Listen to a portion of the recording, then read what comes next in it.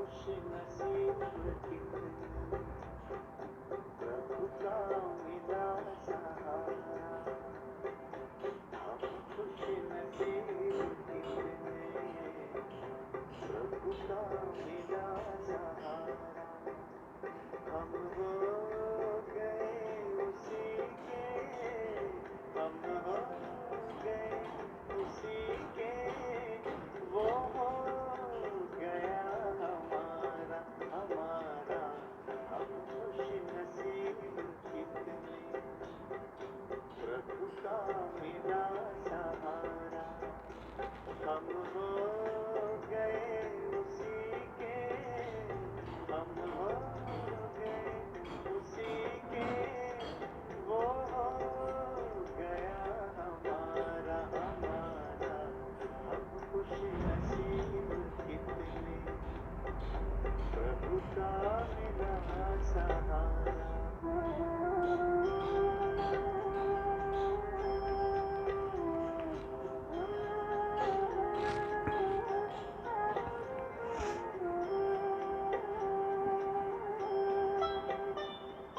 हर रोज वो सवेरे आकर हमें जगाता, मेरे लाडलो उठो कहे, बड़े प्यार से उठाता। हर रोज वो सवेरे आकर हमें जगाता, मेरे लाडलो उठो कहे, बड़े प्यार से उठाता। क्या सोते जगते हर पल, देखो वही नजारा। हम हो गए उसी के, हम हो गए उसी के, वो हो गया हमारा हमारा। हम खुश नसीब कितने प्रभु का मिला सहारा।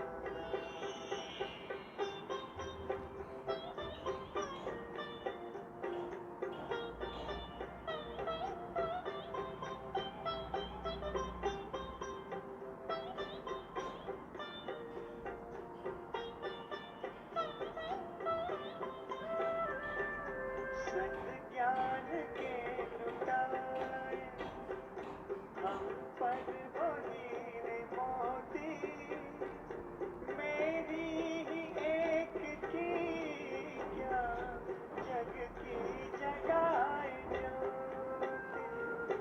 संग ज्ञान के लुटाए हम पर वो हीरे मोती, मेरी ही एक की क्या जग की जगाए ज्योति। हम हर कदम पे देना शिक्षाओं का इशारा। हम हो गए उसी के, हम हो गए उसी के, वो हो गया हमारा हमारा। हम खुश नसीब कितने प्रभु का मिला सहारा।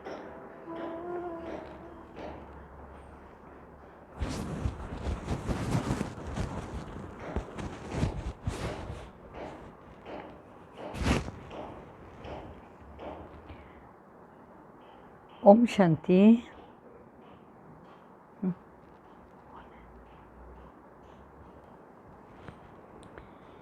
ओम शांति।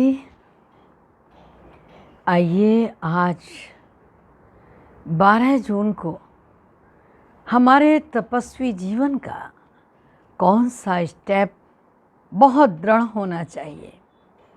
तो आज का तपश्चर्या का जो प्रेरक वाक्य है, एक तरफ मनसा सेवा, दूसरी तरफ मनसा एक्सरसाइज। अभी अभी निराकारी, अभी अभी फरिश्ता। जैसे शरीर का नाम पक्का होता है ना, तो दूसरे को भी कोई बुलाएगा तो आप कान पे जाएगा कि ये मेरा नाम ले रहा है। हो सकता है वो नाम दूसरे का भी हो, लेकिन चूँकि मेरा भी नाम है तो मेरा अटेंशन जाता है ना। तो कहा दूसरे को भी कोई बुलाएगा तो आप ऐसे ऐसे करेंगे। तो मैं आत्मा हूँ, मुझे ये अभ्यास बहुत पक्का होना चाहिए। और आत्मा का संसार बाप दादा, आत्मा का संस्कार ब्राह्मण सो फरिश्ता, फरिश्ता सो देवता। तो यह मन की ड्रिल करना, मैं आत्मा, मेरा बाबा बुद्धि में रहना चाहिए। माताश्री जी के जीवन की देखो मुख्य धारणाओं में आज कौन सी विशेष धारणा है? मम्मा के समान अथक सेवाधारी बनना। जैसे मम्मा के चेहरे पर कभी भी थकावट के निशान नहीं देखे गए, हाँ, कभी चिन्ह नहीं आते थे। कितनी भी सेवा हो, लेकिन मम्मा सदा अथक रही। ऐसे अथक होकर सेवाएं करनी हैं। समझा बात को? आइए सुनते हैं आज मीठे बाबा ने हम ब्राह्मणों की रूहानी सेना को कौन सा डायरेक्शन दिया है। हाँ, 12/6/21 के महावाक्य हैं। मीठे बच्चे, सूर्यवंशी राज्य पद लेने के लिए अपना सब कुछ स्वाहा कर दो। क्या कहा बाबा ने? अगर आपको सूर्यवंशी राज्य पद लेना है तो उसके लिए सब कुछ बाप पर बलिहार कर दो। स्वाहा कर दो माना बलिहार कर दो। राज्य पद अर्थात एयर कंडीशन टिकट। काफ़ी लोगों ने किए ना, मोस्टली किए हैं एयर कंडीशन से यात्रा। हाँ, एसी से कौन नहीं चढ़ा ट्रेन में जाने पे। तो बाबा हम लोगों को एसी टिकट कहाँ की दिलवा रहा है? सतयुग की। कितना नशा होना चाहिए। वाह, सैर भी करेंगे सतयुग की और एसी में करेंगे, है ना। तो एसी के लिए कुछ तो करना पड़ेगा, क्योंकि जस्ट तिगुना किराया हो जाता है ना, सामान्य से। तो जैसे वो तिगुना किराया एफोर्ड करते हैं तब तो खरीदते हैं टिकट, ऐसे ही हमको तिगुने किराए के लिए, माना एसी में बैठने के लिए, सूर्यवंशी में राज्य पद पाने के लिए कितना पुरुषार्थ करना पड़ेगा, है ना, ये देखना है।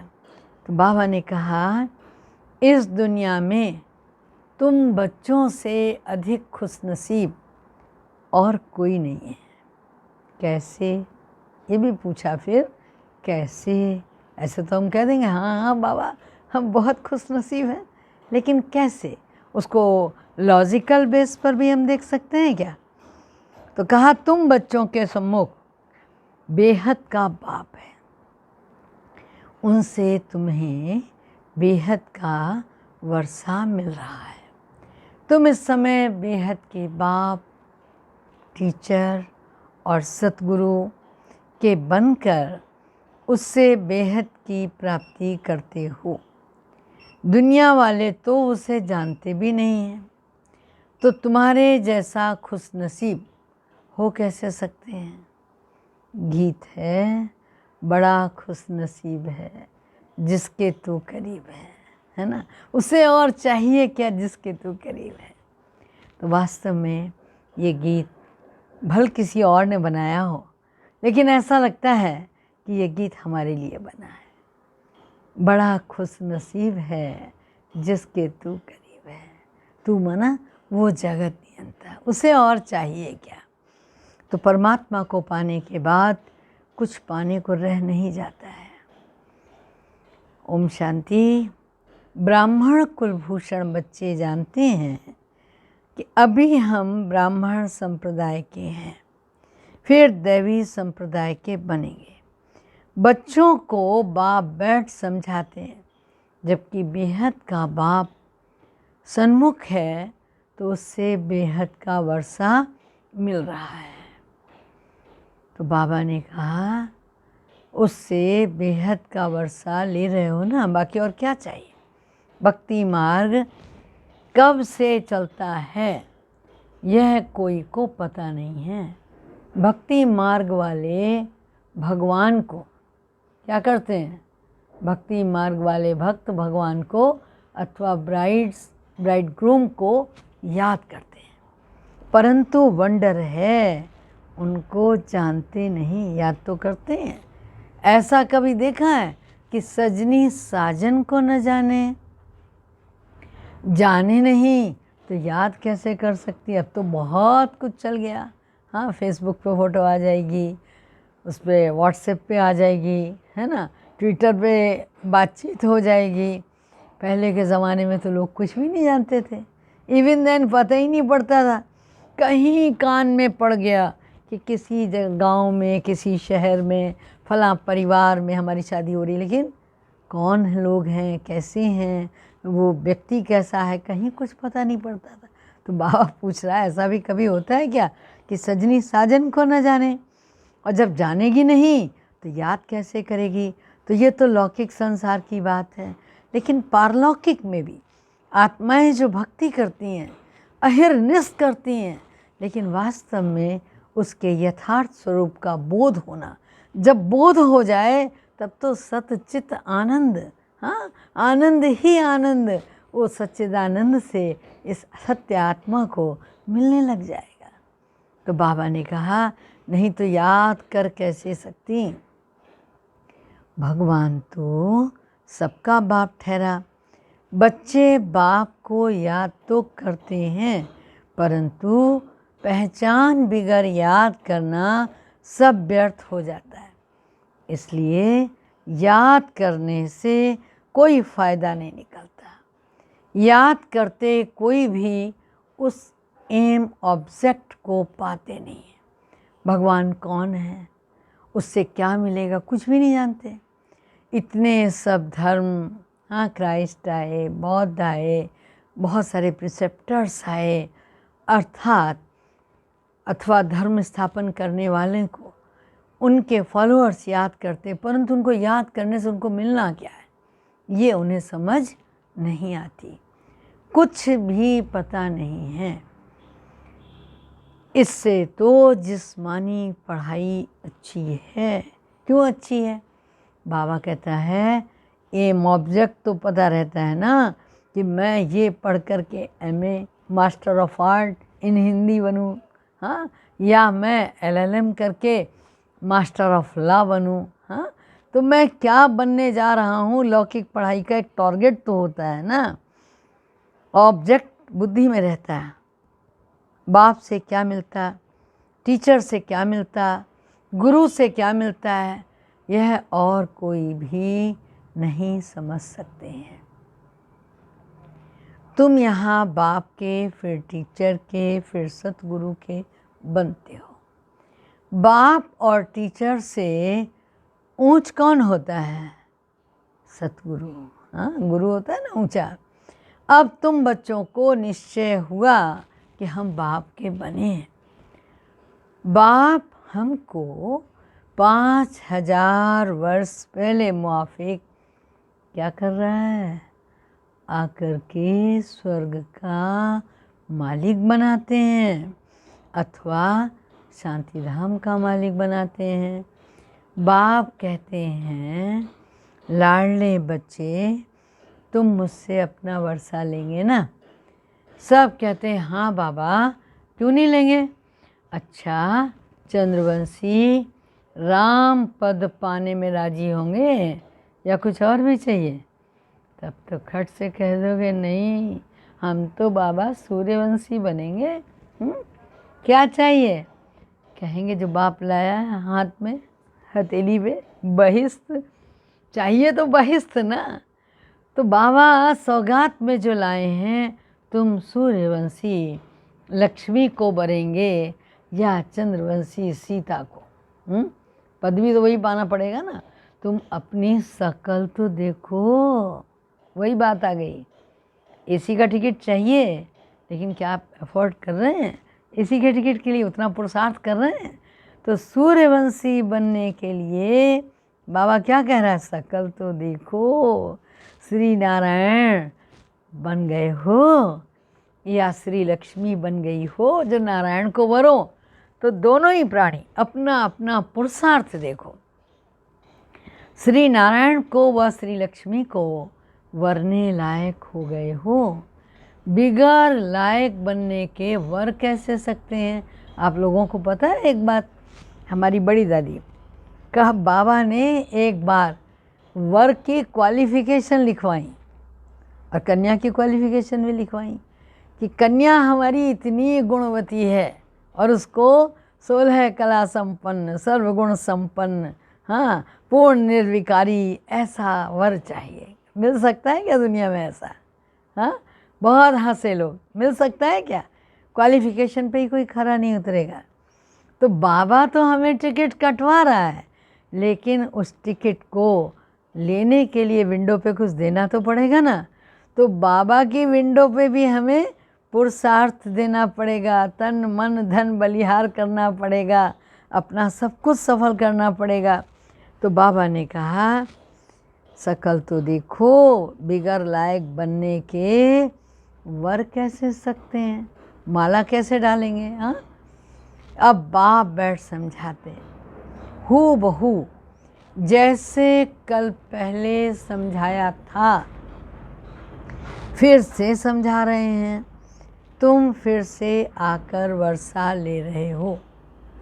तुम्हारी एम ऑब्जेक्ट ही है बेहद के बाप से बेहद का वर्षा लेने की। वह है सूर्यवंशी राज्यपद, 2nd ग्रेड चंद्रवंशी है। जैसे एयर कंडीशन में भी होता है ना, AC first, AC second, AC third होता है ना। किस में गए हो? फर्स्ट में या सेकंड में या थर्ड में? बोला अरे छोड़ो भैया, थर्ड में भी नहीं जाता, फर्स्ट में भी, बीच वाला ठीक है, सेकंड में करा दो। ये क्या है? नाम भी रहेगा कि हाँ भाई AC में हूँ, लेकिन ना टॉप पे गया ना लो में गया। तो बहुत से लोगों की ये भावना बन जाती है। नहीं, इसमें कोई समझौता नहीं करना। इतना पुरुषार्थ करना, इतना पुरुषार्थ करना कि AC में भी टॉप में जाएं, फर्स्ट क्लास AC में जाएं। ठीक है? तो बाबा ने कहा AC में भी ग्रेड होते हैं, first class, second class, third class. तो सतयुग की पूरी राजधानी एयर कंडीशन समझो। क्या बात है, पूरी राजधानी एयर कंडीशन है। एयर कंडीशन से ऊंच कुछ होता ही नहीं। फिर उसके बाद AC के बाद फर्स्ट क्लास का नंबर लगता है। तो अब बाप कहते हैं तुम एयर कंडीशन का सूर्यवंशी राज्य लेंगे, वह चंद्रवंशी।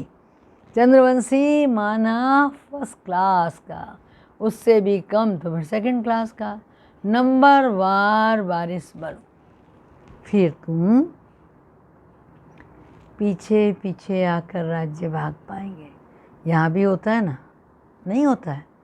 एक ही कॉलेज में पढ़ते हैं, 54 बच्चों की एक क्लास है, लेकिन उसी में से कोई IAS निकल जाता है, कोई केवल क्लरिकल जॉब में ही रह जाता है, कोई बढ़िया बिजनेसमैन निकल जाता है, कोई कहीं चपरासी ही बन पाता है।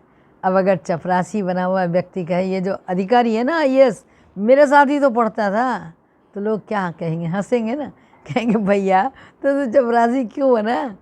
हाँ, उसी क्लास में वो IAS हो गया और तू कहाँ रह गया? तो ये रह जाना, ये है हमारी पुरुषार्थ की रफ्तार को ढीला कर देना, या पुरुषार्थ की रफ्तार में आलस्य और अलबेलेपन को जगह दे देना। तो बाबा ने कहा विचार करो, हाँ, तुम पीछे पीछे आकर फिर राज्य भाग पाएंगे, नहीं तो 3rd क्लास प्रजा में। फिर उनमें भी टिकट रिज़र्व होती है, स्लीपर क्लास की टिकट होती है ना, first class reserve, 2nd class reserve, नंबरवार दर्जे होते हैं। बाकी सुख तो कहाँ है? वहाँ ही है। कभी भी अगर कोई स्लीपर वाला फर्स्ट क्लास एसी में बिठा दो, कहेगा अरे ये तो घर की तरह है, अच्छा इसमें दरवाज़ा बंद हो जाता है। सेकंड में बैठेगा तो कहेगा बहुत सुख है, पर्दे लगे हुए हैं। तो जैसे जैसे इंसान ग्रोथ करता है, बढ़ता है, और ये देखता है कि इससे अच्छा, फिर इससे अच्छा, फिर इससे अच्छा, तो बाबा ने कहा सुख तो कंपार्टमेंट में ही आता है ना, अलग अलग कंपार्टमेंट तो है ना। साहूकार आदमी टिकट लेंगे एयर कंडीशन की, तुम्हारे में साहूकार कौन बनते? जो सब कुछ बाप को दे देते हैं। हाँ, और क्या कहते हैं? बाबा यह सब कुछ आपका है। जानते हो ना इसमें नंबर 1 कौन था? किसने सब कुछ बाप को दे दिया? झटके के साथ एक ही नाम आता है, किसका? ब्रह्मा बाबा का, है ना कोई दूसरा नाम? और भी बहुत से बच्चे थे, लेकिन जो आगे चला तो नंबर 1 कौन? ब्रह्मा बाबा। बाबा को देखकर फिर और भी कई परिवार आए और पूरे पूरे बलिहार गए, लेकिन नंबर 1 तो बाबा को ही कहेंगे ना। तो बाबा ने कहा साहूकार आदमी टिकट लेंगे तो एयर कंडीशन की, तुम्हारे में साहूकार कौन बनते हैं? जो सब कुछ आपको दे देते। कहते बाबा सब कुछ आपका है। भारत में ही महिमा गाई हुई है, सौदागर, रत्नागर, जादूगर, यह महिमा है बाप की, न कि श्री कृष्ण की। कृष्ण ने तो वर्षा लिया, सतयुग में प्रारब्ध पाई, वह भी बाबा का बना। अच्छा, प्रारब्ध कहाँ से पाई होगी? लक्ष्मी नारायण सतयुग में प्रारब्ध तो भोगते हैं ना, कि नहीं? अब तुम बच्चे अच्छी रीति जानते हो।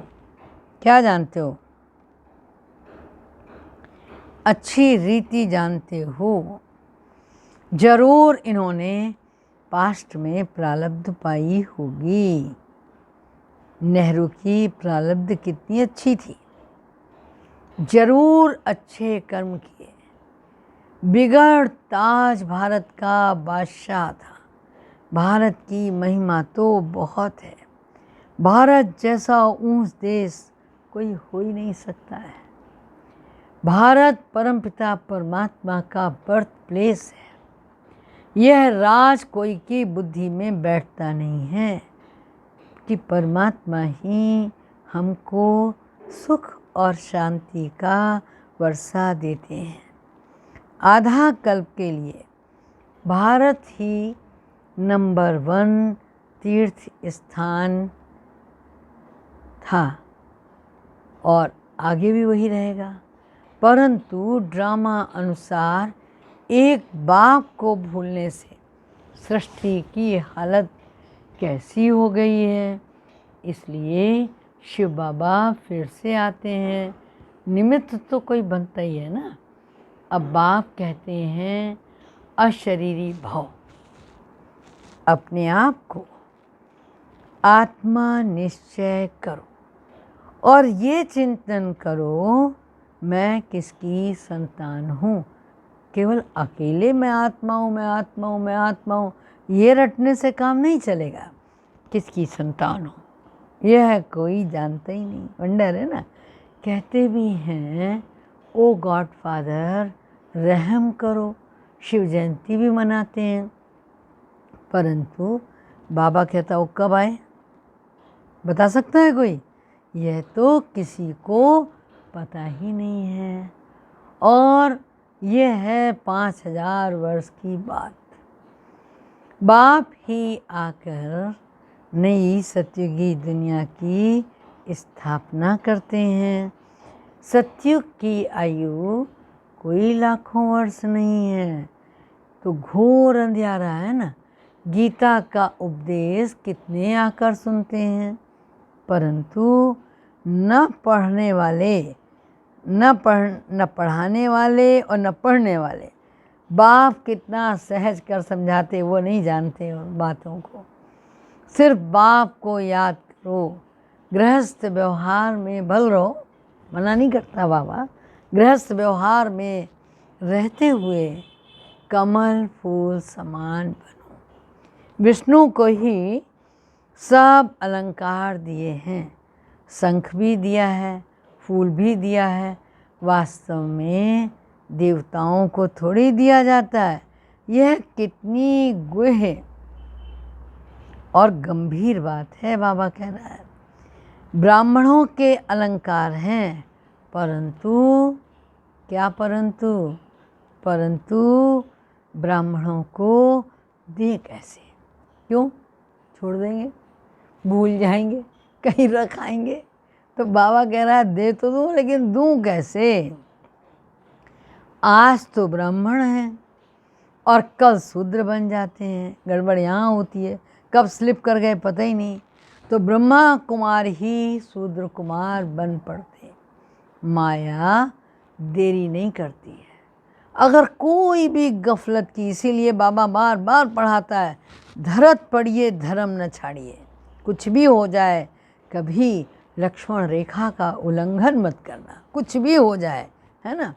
तो बाबा नहीं चाहता कि हम उल्लंघन करें, लेकिन बाबा कहता है अगर जरा भी गफलत की और बाप की श्रीमत पर न चला, बुद्धि खराब हुई, तो समझ लो कि माया अच्छी तरह चमाट मार के मुंह फेर देती है। समझा? मनुष्य गुस्से में कहते हैं ना, ऐसा थप्पड़ मारूंगा जो मुंह घुमा दूंगा। हाँ, कहते हैं ना गुस्से में। तो बाबा ने कहा, बाबा ने भी कभी सुना होगा, ये किसी ने बोला होगा। तो बाबा कह रहा थप्पड़ मार के मुंह फेर दूंगा। माया भी ऐसी है। बाप को भूले तो माया 1 सेकंड में थप्पड़ मार कर मुंह फेर देती है। 1 सेकंड में हम जीवन मुक्ति पाते हैं और माया 1 सेकंड में हमसे जीवन मुक्ति छीन लेती, खत्म कर देती। कितने अच्छे अच्छे बच्चों को माया पकड़ लेती है, देखती है कहाँ गफलत की, पानी कहाँ से घुसता है, जहाँ होल होता है। तो माया देखती है कहाँ गफलत में है, तो झट थप्पड़ लगा देती। बाप तो आकर पुरानी दुनिया में मुंह फिराते हैं।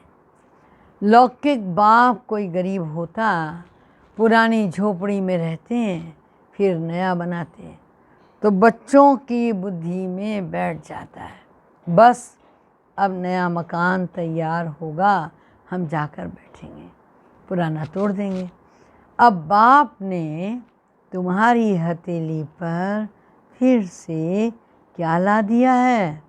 बैकुंठ ला कर दिया है, बहिष्ठ ला कर दिया। जैसे छोटे बच्चे को खिलौना ला के देते ना, कितना खुश होता है। जरा जन्नत का ये खिलौना कई बार देखो दिन में कि बाबा ने हमें बहिष्ठ लेकर दी है। कहते लाडले बच्चे, मैं आत्माओं से ही तो बात करता हूँ। इन आँखों द्वारा तुम बच्चों को देख रहे हैं। बाप समझाते हैं मैं भी ड्रामा के वश हूँ। ऐसा नहीं कि ड्रामा के बिगैर कुछ कर सकता हूँ, नहीं। बच्चे बीमार पड़ते हैं, ऐसे नहीं मैं ठीक कर दूँगा, ऑपरेशन करने से छुड़ा दूँगा, नहीं। कर्म भोग तो सबको भोगना ही है। तुम्हारे ऊपर तो बोझा बहुत है, क्योंकि तुम सबसे पुराने हो, आदिकाल की आत्मा हो ना, सबसे पुराने हो। सतो प्रधान से एकदम तमो प्रधान बने हो। हम बाप से वर्षा लेते हैं, जो सूर्यवंशी चंद्रवंशी घराने के होंगे वो अवश्य आएंगे। जो देवता थे फिर शूद्र बन गए, फिर वही ब्राह्मण बन दैवी संप्रदाय बनेंगे। यह बातें भगवान के सिवाय कोई समझा सकता है? बाप बिगर कोई भी समझा न सके। बाप को तुम बच्चे कितने मीठे लगते हो, कहते हैं तुम वही मेरे कल्प वाले बच्चे हो, कल्प पहले जो बने थे। मैं कल्प कल्प तुमको ही आकर पढ़ाता हूँ। कितनी वंडरफुल बातें हैं। निराकार भगवानो वाच। शरीर से वाच करेंगे ना, शरीर अलग हो जाता है तो आत्मा वाच नहीं हो सकती। हाँ, बाबा ने कहा फिर वाच नहीं हो सकती, आत्मा डिटैच हो जाती है।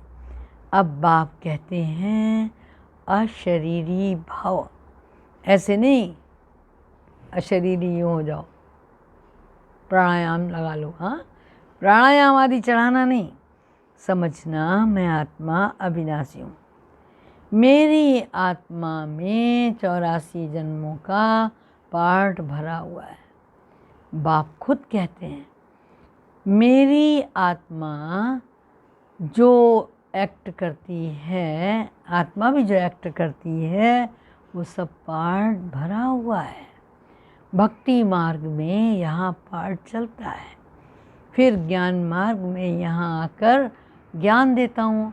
भक्ति मार्ग वालों को तो ज्ञान का पता ही नहीं है। कोई ने शराब पी नहीं तो उसे टेस्ट कैसे मालूम पड़ेगा। तो बाबा ने कहा ज्ञान भी जब लेवें तब तो पता पड़े ना नशा कैसा चढ़ता है।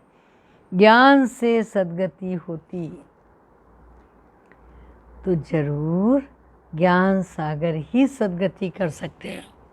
बाप कहते हैं मैं सर्व का सद्गति दाता हूँ। सर्वोदय लीडर है ना। बाबा किसको याद कर रहा है, विनोबा जी को या जेपी जी को? सर्वोदय लीडर है ना। कितने किस्म किस्म के हैं, विनोबा भावे को याद कर रहा होगा, वो बाबा के सामने थे। कितने किस्म किस्म के हैं। वास्तव में तो सर्व पर दया करने वाला बाप है। बाप से कहते हे भगवान रहम करो, तो सब पर रहम वो करते हैं। बाकी सब हैं हद के रहम करने वाले। बाप तो सारी दुनिया को सत्व प्रधान बनाते, उसमें तत्व भी हैं, सत्व प्रधान बन जाते। यह काम तो है परमात्मा का। तो सर्वोदया का अर्थ कितना बड़ा है, समझा क्या? विनोबा जी ने नो डाउट कि जिनके पास भूमि नहीं थी उन्हें भूमि दिलवाई। न जाने कितने स्थानों पर उन्होंने कुएं खुदवाए, क्योंकि बहुत उन दिनों थोड़ा ऊंच नीच, जाति भेद, बहुत सारी भेद की बातें थी, वर्ग भेद। तो ये उन्होंने आज़ादी के बाद जो बीड़ा उठाया कि भूमिधर वालों से, जिनके पास बहुत भूमि थी, जो जमींदार थे, उनके दरवाजे पे जाकर उनसे भूमि दान करवाई। और जिन किसानों के पास बिल्कुल भूमि नहीं थी उन्हें भूमि के टुकड़े दिलवाए, कुएं खुदवाए, बहुत कुछ किया।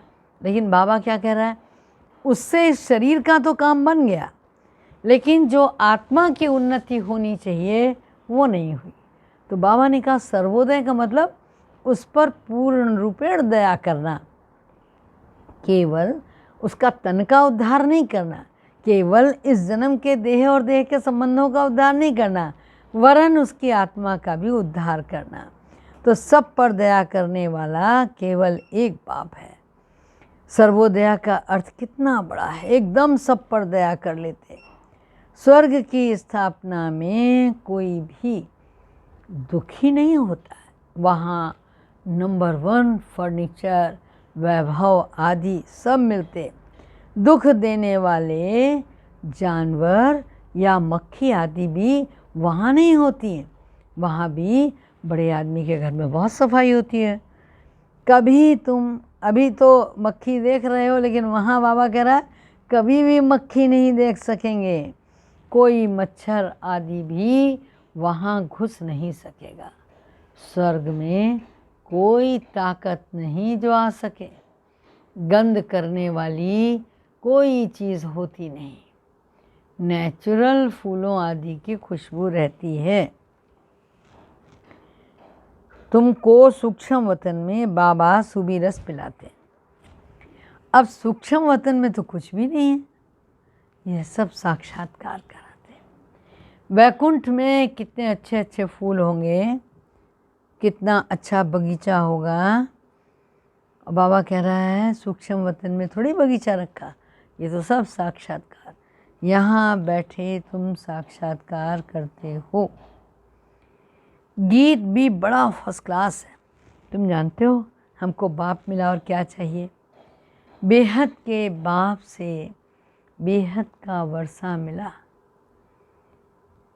तो और तो कुछ चाहिए नहीं ना। क्या चाहिए? तो बाप को याद करना चाहिए। बाप की मत मशहूर है, श्रीमत से हम श्रेष्ठ से श्रेष्ठ बनेंगे। बाकी है सबकी आश्रीमत। इसलिए वो जानते नहीं कि सतयुग में सदैव सुख था, लक्ष्मी नारायण का राज्य था। छोटेपन में भी वही राधे कृष्ण थे, उनके चरित्र आदि कुछ है नहीं। स्वर्ग में तो सब बच्चे बड़े फर्स्ट क्लास होते थे, चंचलता की कोई बात वहाँ नहीं होती थी। अच्छा, मीठे मीठे सिक्के लदे बच्चों प्रति गुड मॉर्निंग। रूहानी बाप की रूहानी बच्चों को नमस्ते, गुड मॉर्निंग। अच्छा, धारणा के लिए मुख्य सार क्या होगा? कुछ समझ में आया?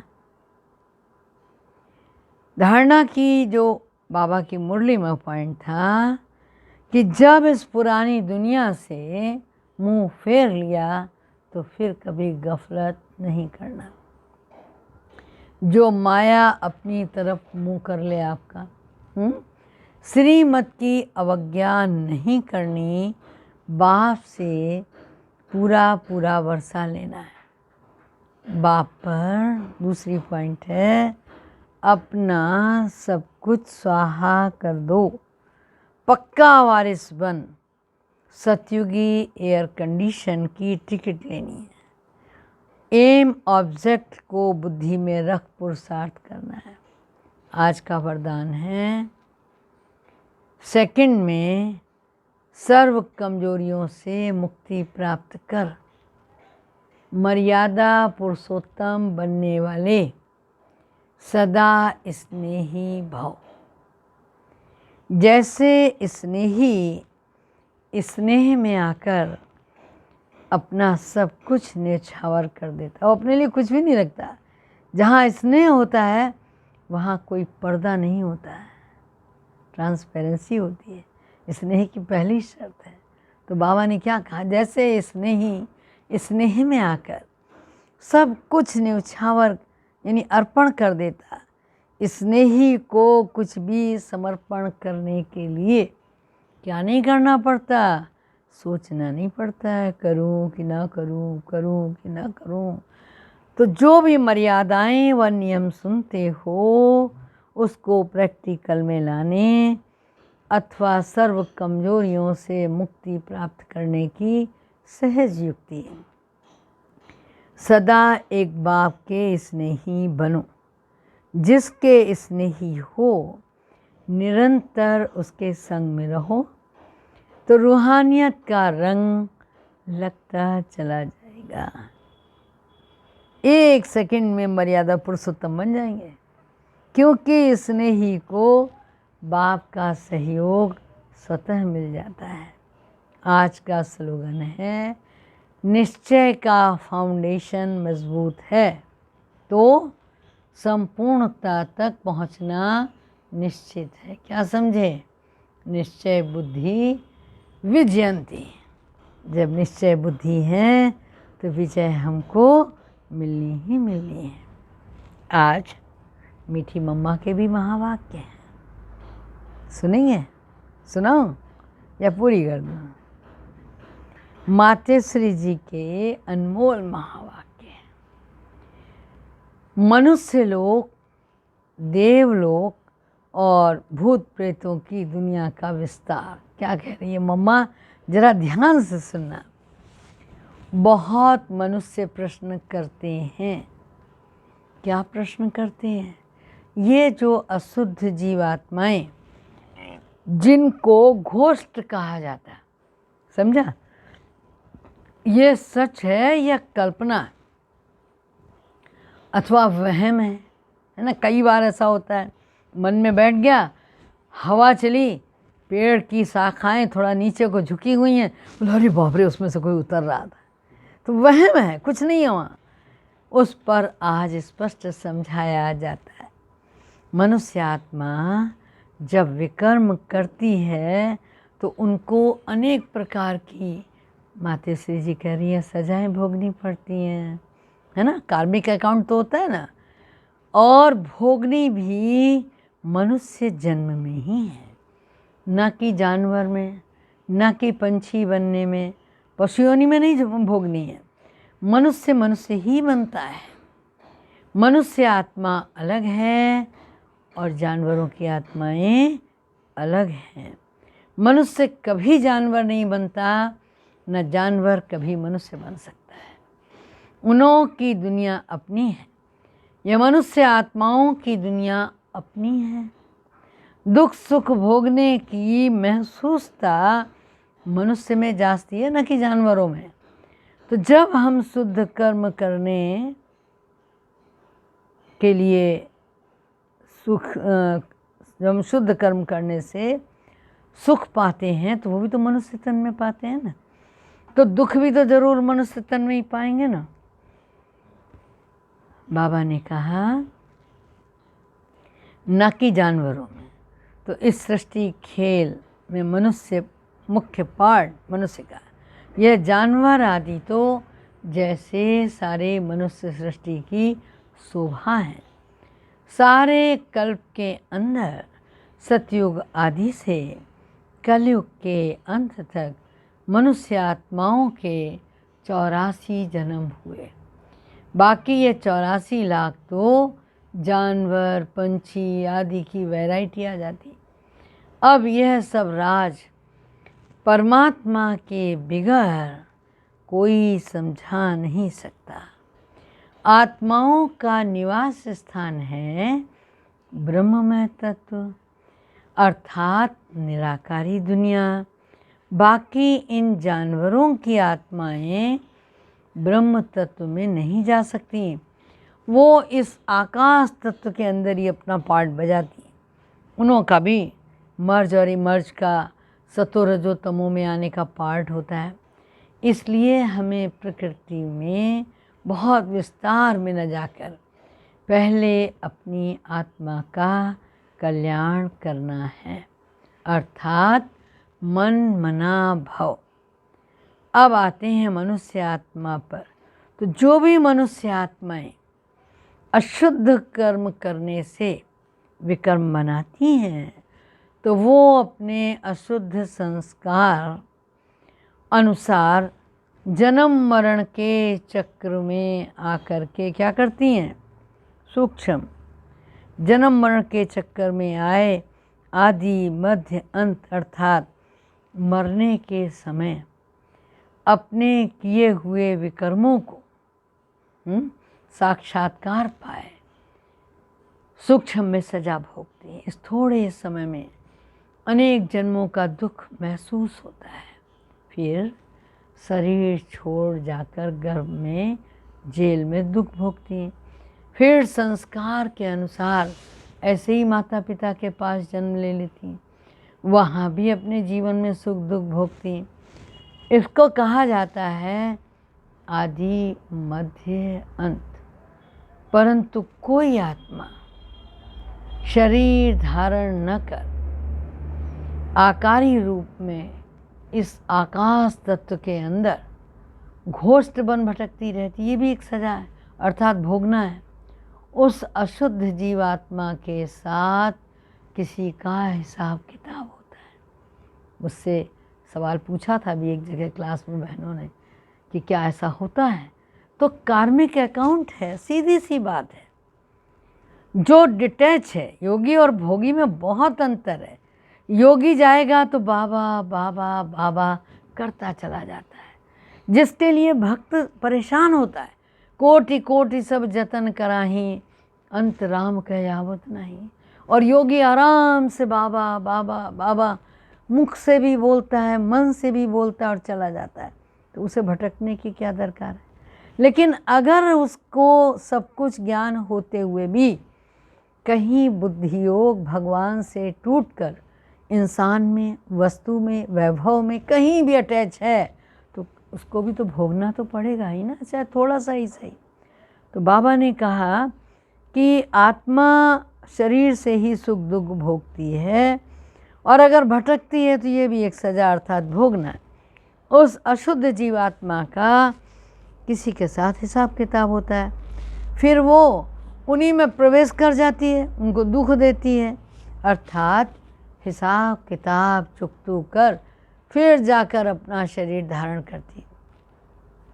कोई जीवात्मा तो जिसमें प्रवेश करती है उनको बहुत मारती है, माना पीड़ा बहुत देती है, बहुत कष्ट देती है, परंतु यह सब हिसाब किताब का स्वरूप क्या है? अंदर की भोगना। समझा? भोगना का प्रकार है जो सभी मनुष्य तन में आने पर दुख सुख महसूस होता है। यह तो आपको समझाया गया ना कि जो आत्मा मुक्ति धाम में रहे, साकारी खेल में आती है, वो बीच में वापस मुक्ति धाम में जा नहीं सकती है। समझा? परंतु अपने किए हुए अशुद्ध और शुद्ध कर्मों के अनुसार संस्कार ले दुख सुख के चक्कर में ज़रूर आती है। सभी आत्माओं का पुनर्जन्म होता है, सिर्फ एक किसका नहीं होता? परमात्मा का पुनर्जन्म नहीं होता। अच्छा, ओम शांति। ठीक है ना?